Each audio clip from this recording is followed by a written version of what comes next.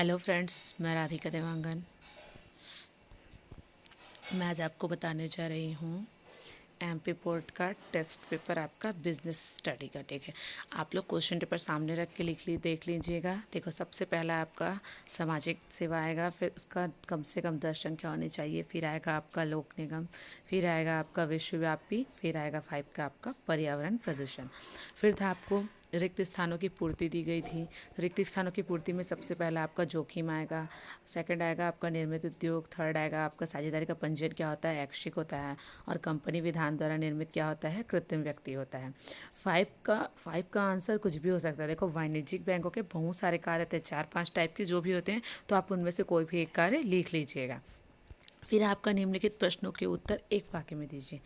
देखो, फर्स्ट का एलआईसी आएगा, सेकंड का अंतर्राज्यीय व्यापार, तीसरा सामाजिक उद्देश्य चौथा सामाजिक उद्देश्य, और पांचवा। देखो, एक क्वेश्चन दिया हुआ है, क्वेश्चन मेरे पास तो है नहीं अभी, खैर आप लोग देख लेंगे और लिख लेंगे उस क्वेश्चन को, है ना। उसका आंसर क्या आएगा। फिर है आपका fill in the blanks, sorry, match the following दिया हुआ था, सही जोड़ी बनाइए। तो उसमें क्या था आपका सड़क बांध, सेकंड का फैक्स, तीसरा स्थायी जमा खाता। देखो, स्थायी जमा खाते पे क्या होता है, ब्याज की दर अधिक होती है। चालू खाता में क्या होता है, बैंक अधिक कर्ज की सुविधा रहती है। फिर है ये सहकारिता अधिनियम है 1912 आपका, है ना। फिर है आपका व्यवसाय को परिभाषित कीजिए। अब देखो, व्यवसाय क्या है, मानव के द्वारा सब उन मानवीय आर्थिक क्रियाओं से है जो वस्तु एवं सेवाओं के उत्पादन वितरण के लिए की जाती है, और इससे क्या होता है, मनुष्य लाभ कमाता है ना, धनोपार्जन की क्रिया की जाती है। फिर है क्या, एक अवयस्क की साझेदारी में प्रवेश दिया जा सकता है। तो क्या है आपका कि एक अवयस्क को साझेदारी में केवल प्रॉफिट, है ना, केवल प्रॉफिट में हम लोग क्या करते हैं, हिस्सा देने के लिए उसको प्रवेश दे सकते हैं। और जो भी अगर हाँ लॉस होता है तो उसके और पार्टनर्स रहेंगे, वो उसको क्या करेंगे, वो उसका वो करेंगे। ठीक है। फिर है निजी क्षेत्र से क्या आशा है। निजी क्षेत्र क्या होता है, निजी क्षेत्र एक उपक्रम की तरह पूरी तरह से निजी स्वामियों और नियंत्रण से है। एक व्यक्ति या संयुक्त रूप से व्यक्तियों के समूह को ही हम क्या बोलते हैं, हो सकता है। फिर है बीमा के प्रकार। अब बीमा के बहुत सारे प्रकार हो सकते हैं, दुर्घटना बीमा, अग्नि बीमा, जीवन बीमा, यात्रा बीमा, आप जो भी बीमा लिख सकते हैं लिख सकते हैं यहाँ पे। फिर है ई कॉमर्स। ई कॉमर्स क्या है, इलेक्ट्रॉनिक कॉमर्स बोलते हैं। इंटरनेट तथा अन्य इलेक्ट्रॉनिक माध्यमों से हम क्या करते हैं, उत्पाद सेवाओं को खरीदते हैं, बेचते हैं, ऑनलाइन मनी ट्रांसफ़र करते हैं। ये क्या होता है, ई कॉमर्स। फिर है ध्वनि प्रदूषण। ध्वनि प्रदूषण क्या होता है, किसी प्रकार से शोर, अनुपयोगी ध्वनियों, जो क्या होता है जिससे मानव जीव जंतु को परेशानी होती है। सबसे ज़्यादा तो यातायात के दौरान होने वाले उत्पन्न शोर से ध्वनि प्रदूषण होता है, और ये बढ़ती हुई जनसंख्या इसका मुख्य कारण है। फिर है व्यवसाय के 3 आर्थिक उद्देश्य। सबसे पहले वस्तुएं एवं सेवाओं का उत्पादन करना, फिर वितरण है, लाभ कमाना। व्यवसाय मतलब इससे क्या होना था, लाभ अर्जित करना। व्यवसाय का उद्देश्य उसने जो निवेश किया उसको अर्जित करना, उससे अधिक प्राप्त करना। फिर है संयुक्त हिंदू परिवार की विशेषताएं। अब संयुक्त हिंदू परिवार मतलब क्या होता है कि एक साथ रहते हैं, एक मुखिया होता है। इसमें क्या होता है, निर्माण। इसका निर्माण कौन करता है, जो मुखिया होता है। इसमें कम से कम 2 सदस्य, प्रत्येक संपत्ति जो उन्हें विरासत में मिली हो उनका होना आवश्यक है। फिर होता है दायित्व। इसमें दायित्व क्या होता है, कर्ता को छोड़कर अभिसन्न सदस्यों का दायित्व व्यवसाय की सामान्य संपत्ति में उनका अंश तक सीमित होता है निर्णय लेने के लिए। देख, फिर होता है नियंत्रण। परिवार के व्यवसाय पर कर्ता का नियंत्रण होता है ना। और फिर ये होता है एक निरंतरता। निरंतरता जैसे कि जो बड़े सदस्य जैसे गुजरते जाते हैं, है ना, उनकी डेथ हो जाएगी तो उसके बाद वाले सदस्य क्या होते जाते हैं, उन पर उसका निरंतर चलता रहता है। ठीक है, मतलब कभी हिंदू परिवार समाप्त नहीं होता है कभी। ठीक है, जो फिर है विभागीय उपक्रम के 3 महत्व लिखिए। विभागीय उपक्रम क्या है, सामाजिक विभागीय उद्यम के 3 महत्व लिखिए। एक तो है सामाजिक उद्देश्यों की पूर्ति के लिए, आर्थिक गतिविधियों पर नियंत्रण के लिए, कोष का दुरुपयोग। सामाजिक उद्देश्य की पूर्ति मतलब विभागीय उद्यम क्या है, सामाजिक उद्देश्य की पूर्ति। आप इसको ना अच्छे से पढ़ लेंगे, ईजी है क्वेश्चन आपका ना। फिर है आपका वस्तुओं और सेवाओं में अंतर। वस्तु वस्तु क्या होता है, जैसे वस्तु अमूर्त, आप अंतर का आधार देखेंगे तो अमूर्त। जैसे चिकित्सक द्वारा इलाज होता है वो क्या होता है, सर्विस होता है। लेकिन जो दवाई होती है वो वस्तुएं होती है, वो दिखती हैं, मूर्त होती हैं। फिर विभिन्न रूप।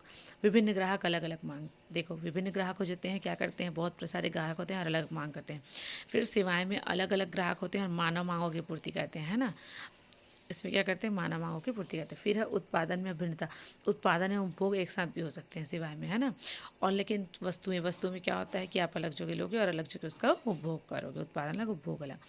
ई कॉमर्स के लिए व्यवसाय की क्या उपयोगिता है। अब ई कॉमर्स के लिए व्यवसाय की क्या उपयोगिता है कि खरीदने बेचने के लिए, ऑनलाइन शॉपिंग के लिए, दोनों के इलेक्ट्रॉनिक लेन देन को संदर्भित करने के लिए आपको खरीदने बेचने के लिए 24 आवर क्या करता है, सर्विस प्रदान करता है। फिर है सार्वजनिक क्षेत्र और निजी क्षेत्र। सार्वजनिक क्षेत्र में रोजगार की सुरक्षा प्रदान करते हैं, लेकिन निजी क्षेत्र में असुरक्षित रहते हैं। इसका उद्देश्य अधिकतम सामाजिक कल्याण होता है, इसका उद्देश्य लाभ कमाना होता है। परिसंपत्तियों पर नियंत्रण सरकार का होता है सार्वजनिक क्षेत्र में, और निजी क्षेत्र में स्वयं का स्वामित्व होता है। फिर ई कॉमर्स के प्रकार, व्यापार टू उपभोक्ता। अब जैसे व्यापार करते हैं वो क्या करते हैं, एक वेबसाइट के माध्यम से, जैसे अभी फ्लिपकार्ट ऑनलाइन, ये हमको क्या करते हैं, देते हैं। फिर व्यापार से व्यापार, कोई बड़ा व्यापारी होता है, छोटे व्यापारी क्या करते हैं, लोग एक दूसरे से लेन देन करते हैं, ये क्या होता है आपका B2B। फिर है उपभोक्ता से उपभोक्ता, जैसे नीलामी होती है ना, वैसा ये इसमें। मोबाइल कॉमर्स, इसमें क्या है, मोबाइल के जरिए हम क्या करते हैं, ई कॉमर्स बेचते हैं, डेटा शेयर करते हैं, ये आगे चीज़ें आई। फिर है आपका जो प्रोजेक्ट वर्क का था आपका, है ना, कंपनी का पारदर्शी नियम कैसे, सबसे पहले हम सोचते हैं पारदर्शी नियम होता क्या है। ये कंपनी का महत्वपूर्ण सीमा नियम है। मूलभूत प्रलेख है इसके अधिकार, इसमें कंपनी के अधिकारों कार्य क्षेत्रों का वर्णन किया जाता है। कंपनी इसी सीमाओं में रह के काम करती है, इस सीमा से बाहर करेगी तो वह क्या होती है, अवैधानिक होती है। ठीक है, अंदर रहने से कंपनी का चार्ट। सबसे पहले इसमें क्या होता है, नाम वाक्य होता है। अब देखो नाम वाक्य में क्या होता है कि कंपनी का क्या नाम होगा, क्योंकि सरकार की दृष्टि से कुछ नामों पर रोक लगा हुआ है, तो वो नाम नहीं होना चाहिए। फिर उद्देश्य, कंपनी के उद्देश्य, इसमें क्या होंगे, कंपनी के उद्देश्य क्या होंगे, मुख्य उद्देश्य, सहायक उद्देश्य, है ना, ये देखा जाता है। फिर है स्थान वाक्य, कंपनी कौन से स्थान पर स्थापित की जाएगी, उसका रजिस्टर्ड कार्यालय कहाँ होगा, ये सारी चीज़ों का उल्लेख होता है। फिर है दायित्व वाक्य, दायित्व में कंपनी के जो सदस्य रहेंगे, है ना, उनका दायित्व कहाँ तक सीमित रहेगा, इस चीज़ों की क्या होती है, जानकारी होती है। नाम वाक्य में आपके साझेदारों के नाम, पता, हस्ताक्षर भी होते हैं। फिर है पूंजी वाक्य, इसमें कंपनी का ऑथराइज कैपिटल कितना होगा और निर्गम अधिकृत पूंजी कितनी होगी, है ना। फिर है संघ तथा हस्ताक्षर, इसमें क्या होगा, जितने भी कम से कम कितने होते हैं, 7 होते हैं। ठीक है, 7 या तो उन सभी लोगों के हस्ताक्षर, उन लोग ये घोषणा करेंगे कि हम इस कंपनी के सदस्य हैं, हस्ताक्षर करने से बने हैं। ठीक है, ये चाहिए। फिर कंपनी के सम्मेलन के समय कंपनी के रजिस्ट्रार प्रस्तुत किए जाने प्रलेख। सबसे पहले कंपनी के संस्थागत प्रलेख, संस्थागत प्रलेख में साझेदारों के नाम व बहुत सारी चीज़, संस्थागत प्रलेख में बहुत सारी चीज़ें आएंगी। ठीक है, फिर कंपनी के अंतर नियम, जब हम कंपनी को रजिस्टर करने के भेजेंगे तो कंपनी के अंदर, कंपनी का अंतर नियम क्या होता है, कंपनी के अंतर नियम में जो कंपनी के सीमा नियम में नाम व किसाना क्या है, तो कंपनी के अंतर नियम में इन सबसे रिलेटेड क्या होता है आपका,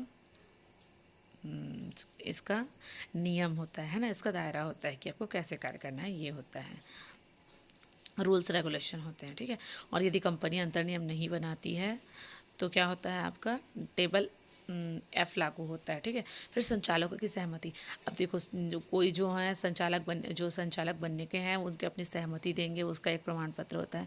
फिर कंपनी के नाम का अनुमोदन पत्र, अब कंपनी के नाम का अनुमोदन पत्र ये होता है कि कंपनी का नाम कोई वांछित, कंपनी के नाम पे जो रोक लगे गए हैं तो केंद्र सरकार की दृष्टि से, वो नाम नहीं होना चाहिए। फिर है प्रस्तावित प्रबंध निदेशक, अब जो प्रबंध निदेशक होगा उसके लिए प्रस्तावित, है ना, हमको चाहिए। फिर पंजीयन शुल्क, है ना, ये सारी चीज़ें आप डिस्क्राइब में लिख लेंगे, मैंने आपको बता दिया है। धन्यवाद।